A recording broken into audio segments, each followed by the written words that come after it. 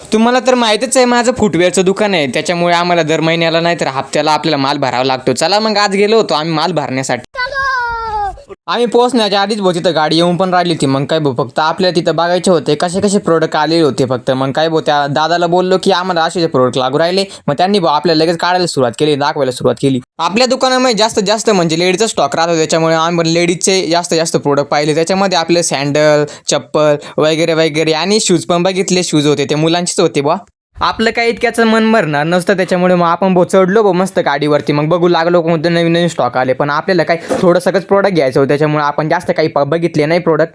आपल्यासोबत आपली बहीण पण आली ती, म्हणजे आपली साक्षी बुवा, तिला पण घ्यायचे होते सँडल म्हणून मग ती आली ती.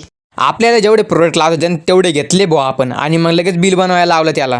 बिल बनवलं आणि मग म्हटलं आता साहित्य तर ठेवायला लागतील, म्हणजे आपले प्रोडक्ट तर ठेवायला लागतील मध्ये. मग काय बुवा आपणच घेतलं मनावर, आपलं दुकान आहे मग आपणच मनावर घेणार आहे. मग चला मग आता तुम्हाला दाखवतो कसे ठेवतो. मग आपलं सर्व आवरून झालं भाऊ आणि गाडी काढली आणि निघालो भाऊ घरी. मग काय, जर तुम्हाला आपला व्हिडिओ आवडला असेल तर like and comment and share नक्की करा. आणि आपल्या यूट्यूब चॅनलला पण सबस्क्राईब करून जा भाऊ. मग काय भाऊ एवढं सबस्क्राईब आपल्याला करून जा भाऊ, काय आता सांगू तुम्हाला.